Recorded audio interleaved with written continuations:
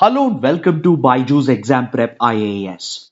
Let's take up the analysis of today's The Hindu newspaper by looking at a column from page number 11 of the Delhi edition. This column deals with the threat of an imminent conflict between Russia and Ukraine. It carefully examines the current situation along the Russia-Ukraine border and the reasons behind Russia's mobilization of troops against Ukraine.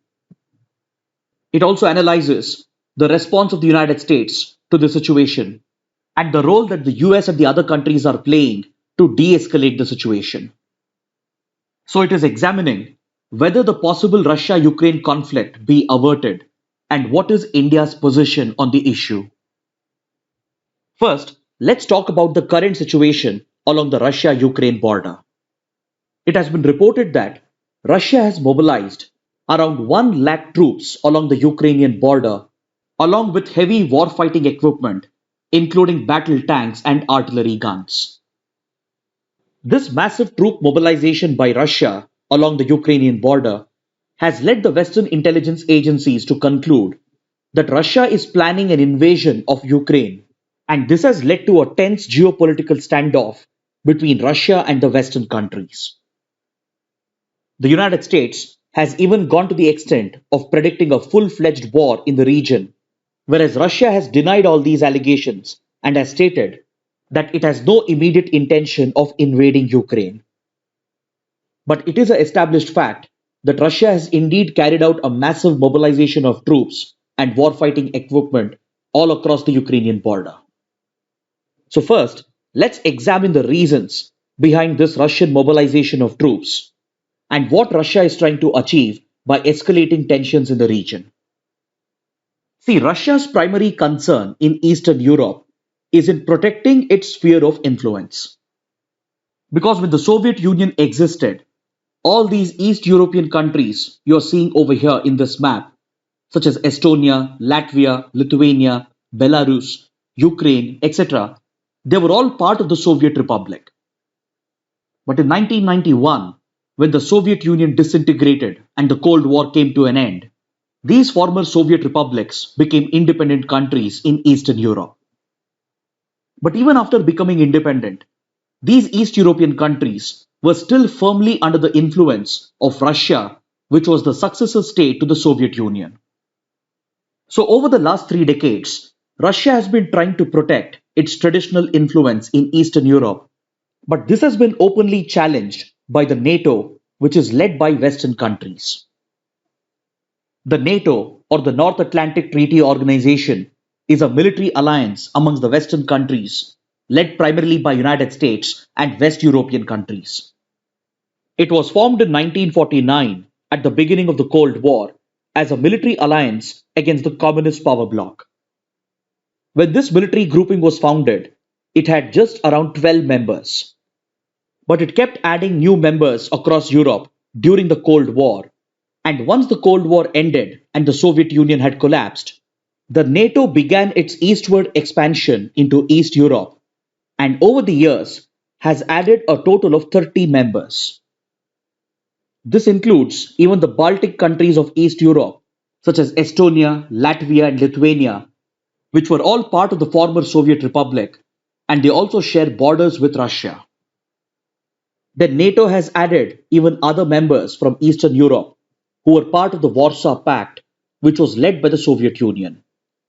As a result, countries such as Hungary, Poland, Romania, and Bulgaria have all joined NATO, thereby significantly enhancing the eastward expansion of the NATO. So since the 1990s, Russia has always seen this as a strategic and military threat because the eastward expansion of NATO was eating away the traditional sphere of influence of Russia. Then upon this, the NATO alliance, led by the US, started carrying out military deployments in Eastern Europe with the aim of containing Russia. In countries such as Poland and other East European countries, the NATO started deploying its military and assets, including intermediate range nuclear missiles, which could allow the NATO to target Russia. Over the years, NATO has even started carrying out military exercises with many of these East European countries, and this was seen as a direct threat to Russian interests in the region. Following this enhanced military deployment of NATO in Eastern Europe, the NATO came out with a proposal to add Ukraine and even Georgia as new members to the military alliance. It was this geopolitical and military expansion of NATO into Eastern Europe which triggered Russia to start targeting Ukraine from 2013 onwards. As a result of this, in 2014, Russia took up an aggressive military maneuver through which it captured the strategic Crimean peninsula of Ukraine, which is located over here. For prelims and map-based questions, please mark out the important locations around Crimea. Here we have the Black Sea, and here we have the Sea of Azov.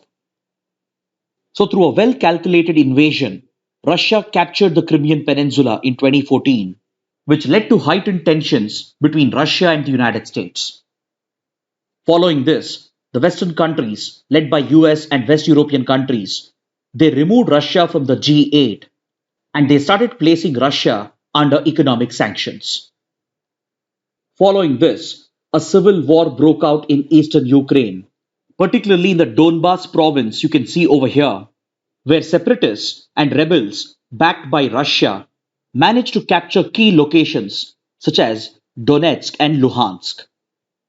Since then, Russia has aggressively sponsored these pro-Russian separatists in Ukraine, and the United States, the NATO and the European Union, on the other hand, have tried to strengthen the Ukrainian government by providing diplomatic and military support. Then upon this, the energy geopolitics between United States and Russia over the European oil and gas market has also led to rising of tensions in Eastern Europe. See, nearly 40% of Europe's oil and gas demand is met through Russian supplies, and most of these supplies pass through Eastern Europe, particularly through Ukraine. Plus, Russia also has a strong economic, strategic, and energy relationship with a key European power, that is Germany. As we have discussed in previous sessions, Russia and Germany are also pursuing a gas pipeline known as the Nord Stream pipeline. So all these oil and gas projects have allowed Russia to exercise strategic and economic influence all across Europe. And this has been resisted by few European countries, the European Union, and especially by the United States. Because the domination of the European energy market by Russia directly affects the economic interests of the United States, which also has ambitions to become a key energy supplier to the European market.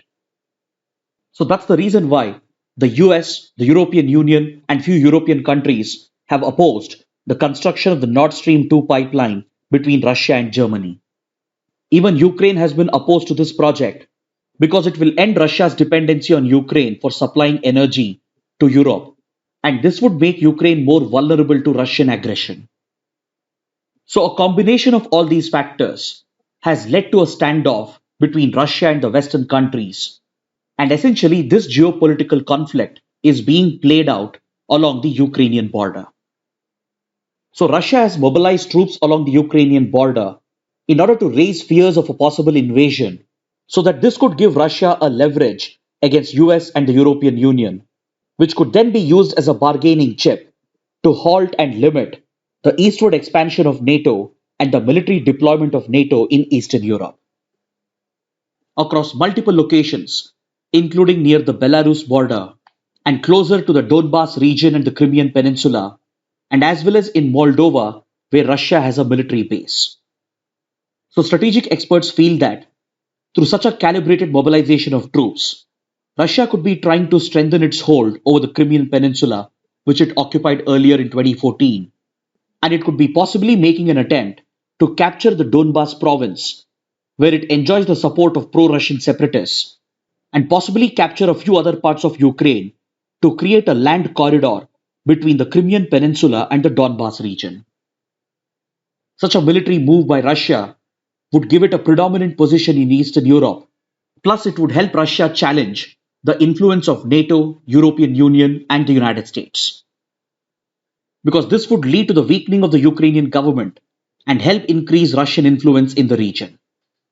So in response to these Russian threats, the United States has responded with counter threats.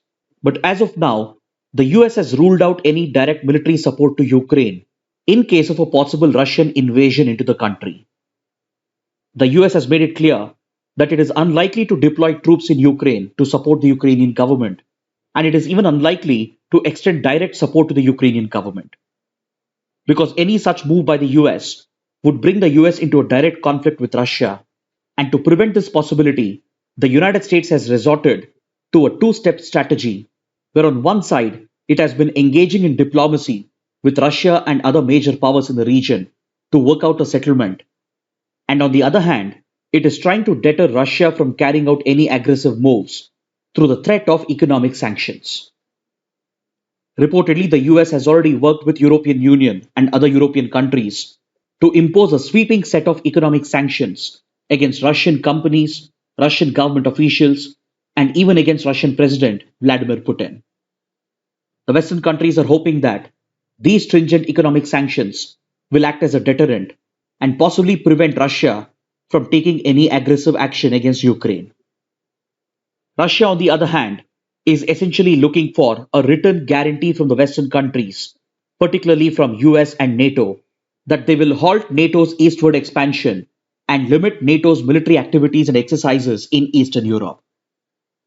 Russia has said that it is not looking to invade Ukraine immediately, but will take necessary action if Russian interests are further threatened by the Western countries.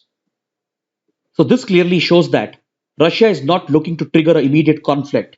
Instead, it is seeking a written guarantee from the Western countries that NATO's military activities in the region will be curbed so that the traditional influence of Russia could be protected.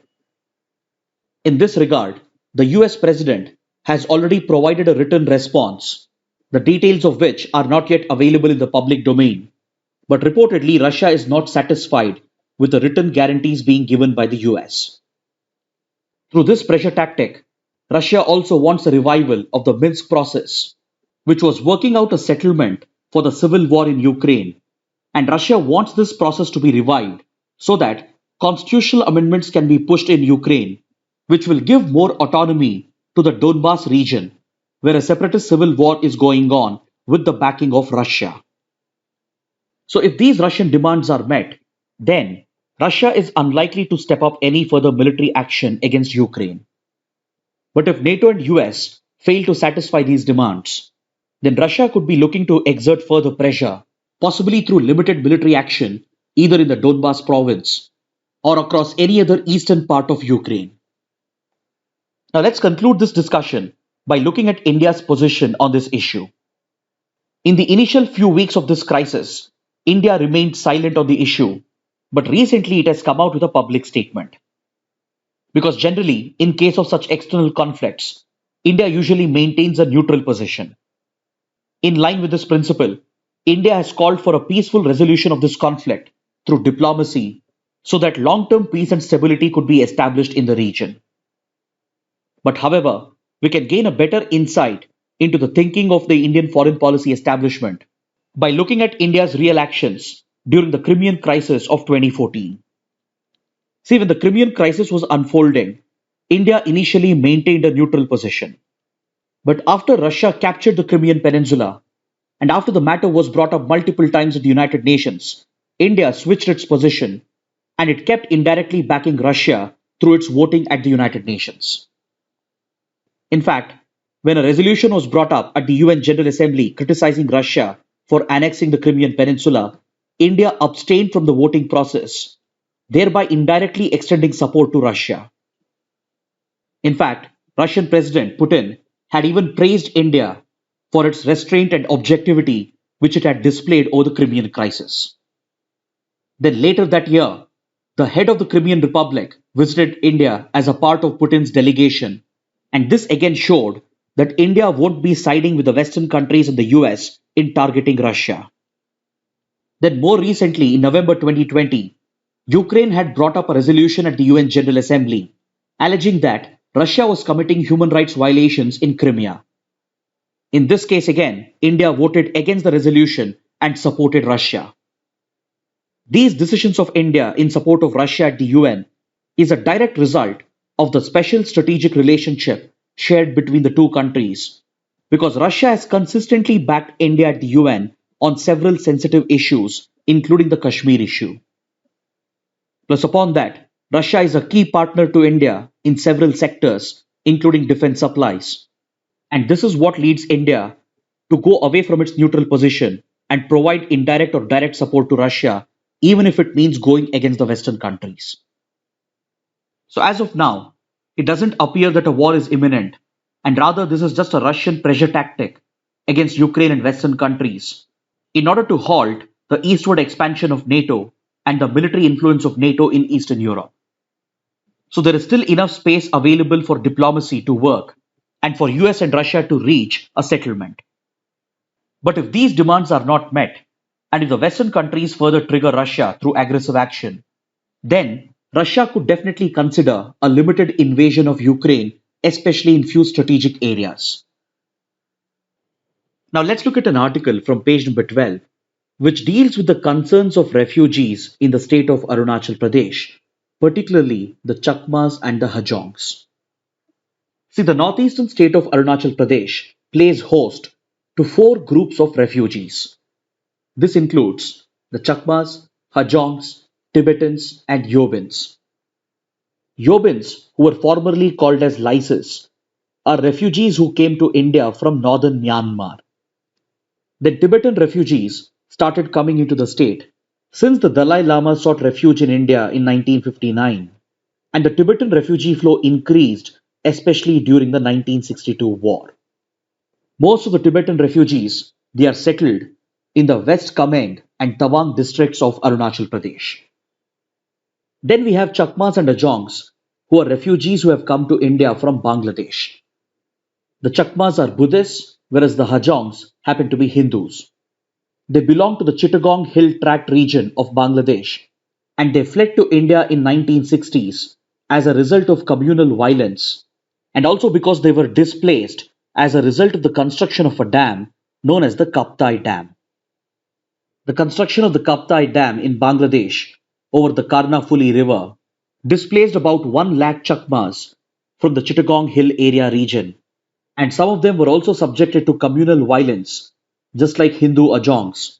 And as they fled to India in 1960s, they were accepted by India and settled in different areas of Mizoram, Tripura, and as well as in parts of Arunachal Pradesh. But the presence of such foreigners or outsiders in northeastern states has always been controversial, and it has led to massive protests by the indigenous communities and local tribes, as they fear that these refugees are a threat to their identity and culture as they bring about demographic changes. So, this perception in the northeastern states has given rise to socio-ethnic tensions, which has prevailed since the 1960s, even in undivided Assam. This later gave birth to the violent Assam agitation, which took place between 1979 and 1985, which was primarily targeted at Bangladeshi illegal immigrants and refugees. As the agitation spread, it led to the targeting of Bengalis in the region who were labeled as outsiders, and it gave rise to ethnic and communal violence in the region. It eventually led to the targeting of all outsiders in the region, including non-tribal communities such as Biharis, Marwadis, Punjabis, Sindhis, Nepalis, etc. This had an influence on the local communities of Arunachal Pradesh as well, where Chakmas and Hajongs had been resettled along with the Tibetans and Yobins. See, back in 1960s, we did not have Arunachal Pradesh. We had NEFA, or the Northeastern Frontier Agency. Initially, the administration of NEFA fell under the Ministry of External Affairs. So when the Chakma and Hajong refugee crisis erupted in 1960s, the MEA had resettled the refugees in NEFA, which is today's Arunachal Pradesh.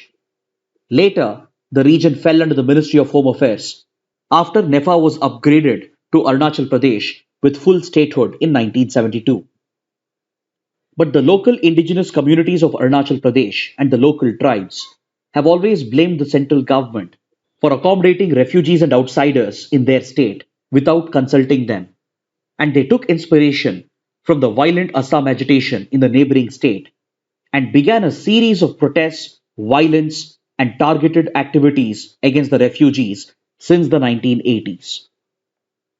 This is a trend that has continued over the years and can be seen even today, where the refugees in Arunachal Pradesh are labeled as outsiders and they are often targeted and discriminated against.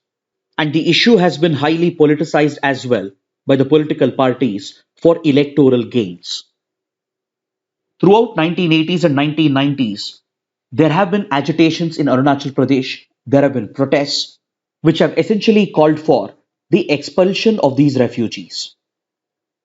The political groups representing the local tribes and the local people have even alleged that the center has violated the constitution and existing rules and laws by accommodating these refugees in the state. According to the protesters, for any outsider to enter a tribal state like Arunachal Pradesh, they need the inner line permit as per the provisions of the Bengal Eastern Frontier Regulation Act of 1873. This inner line permit or ILP applies even in states like Manipur, Mizoram, and Nagaland. So the protesters allege that the refugees have been brought into the state without fulfilling the requirement of ILP, and they even allege that the Indian constitution does not allow the settlement of outsiders in a tribal state. So such continued targeting of refugees and politicization of the issue has even led to a situation where the state government has systematically denied all benefits to these refugees in violation of existing laws and international conventions, which mandates the state to provide a set of basic benefits to refugees. The political groups representing the local tribes also say that the population of Chakmas and Hajongs has exploded and has even crossed 1 lakh just in the state of Arunachal Pradesh, which threatens the identity and culture of the local tribes in the state. But groups representing the Chakmas and Hajongs counter these allegations and say that these are simply exaggerated numbers. Because, according to the 2011 census, the Chakma Hajong population in Arunachal Pradesh was estimated at 50,000. Now the Chakma groups are saying that the population could have increased to 60,000 but not beyond that. And more importantly, the Chakma and Hajong groups have pointed out that 95% of this population, they were born in India after their parents were legally accepted into India as refugees, and they had even been granted the necessary certificates by the government of India. So now, as per Section 3 of the Citizenship Act, the children of these refugees are eligible for Indian citizenship. And this is exactly what has been ordered by the Supreme Court as well in 2 separate rulings passed in 1996 and in 2015. But due to the politicization of this issue and the controversy surrounding it, citizenship has not been granted to Chakmas and Hajongs despite the orders of the Supreme Court. And recently, as the issue has become more politically sensitive, the Arunachal Pradesh government had promised to conduct a new census to exactly identify the number of Chakmas and Hajongs in the state. But this proposal became highly controversial because it led to fears of racial profiling and targeting of the refugees, and even invited a notice by the National Human Rights Commission asking for a report from the state government and the Home Ministry. Following this controversy, the Arunachal government has cancelled the proposed census. But these developments have again raised concerns and fears for the refugee community in the state, as they fear for their lives and their well-being.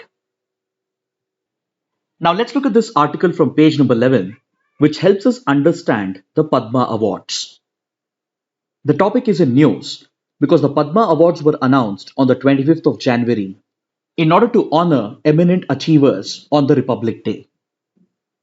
And this time, former West Bengal Chief Minister Buddhadev Bhattacharjee even refused the award. So this article examines the process through which the awardees are chosen and whether the awardee can decline the award.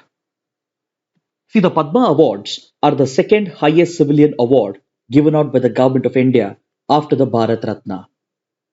The Padma Awards were constituted in 1954, and initially it was just known as the Padma Vibhushan, which was later divided into 3 categories known as Pehla Varg, Dusra Varg and Teesra Varg. Later the awards were renamed in 1955, and since then we have Padma Vibhushan, Padma Bhushan, and the Padma Shri. These awards recognize achievements in public service in the field of art, social work, public affairs, science and engineering, trade and industry, medicine, literature, education, sport, and civil services, and a few other fields. The Padma Vibhushan is given for exceptional and distinguished service, whereas Padma Bhushan and Padma Shri are given for distinguished service of high order and distinguished service, respectively. To decide these awards, the Padma Awards Committee is constituted by the Prime Minister every year, and this committee is headed by the Cabinet Secretary, who is the highest ranking civil servant in the country. The committee also consists of the Union Home Secretary and the Secretary to the President of India. It also includes around 4 to 6 eminent members whose names are not revealed publicly. Once the committee is constituted, it starts receiving nominations from around the country, and there is even the option of self-nominating oneself.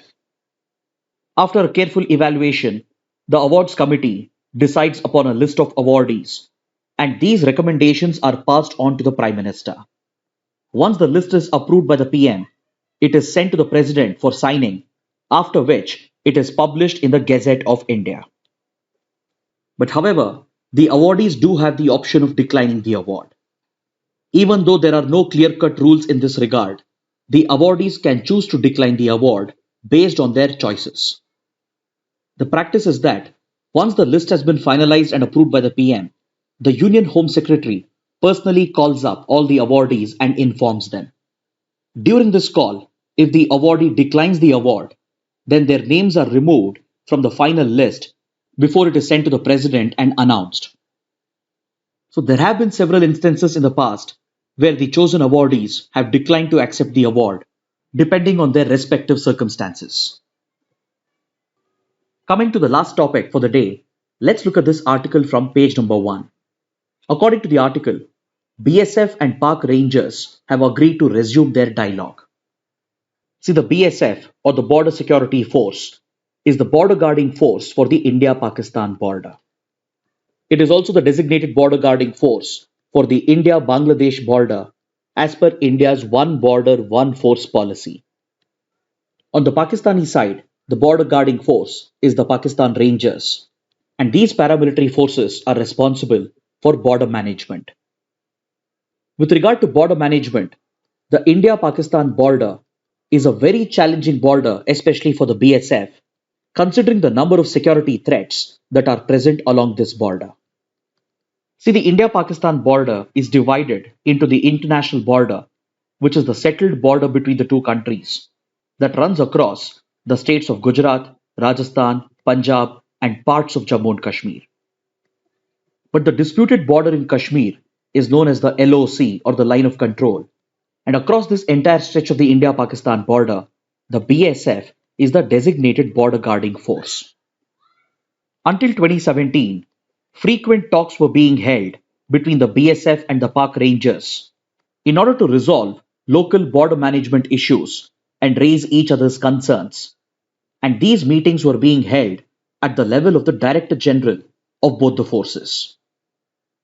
But due to the disruption in the India-Pakistan relationship, these talks had been suspended, and only recently such talks between BSF and Pak Rangers have been resumed, that too at the request of Pakistan. So in the last few months, this dialogue between BSF and Pak Rangers has been resumed, and now these dialogues are taking place at the level of the sector commanders. During these talks, India's BSF has raised specific concerns with their Pakistani counterparts. This includes the increasing usage of drones and unmanned aerial vehicles, which are being used by terrorists and organized criminals on the Pakistani side to drop arms, ammunition, and drugs across the border into India. Many of these terror outfits and criminal smuggling groups are often backed by Pakistani state agencies, and such smuggling of arms, weapons, and drugs into India by using drones has presented a very serious security threat for India. So this key concern has been raised by the BSF with the Pakistani Rangers, and such talks at the level of commanders are very crucial, and they have to be kept consistent because it not only helps in the quick resolution of local border level issues, but it will also help in preventing any misunderstanding, which otherwise could result in the violation of the ceasefire and result in firing and shelling on both the sides, which affects the local population. One cannot wait for these local issues to be resolved through regular diplomatic channels, as it is more time consuming, and hence, such formal and frequent talks between local commanders of the border guarding forces can be very useful in ensuring peace and tranquility along the border. Now let's look at the mains practice questions. The first question: examine the factors that have led to the crisis between Russia and Ukraine.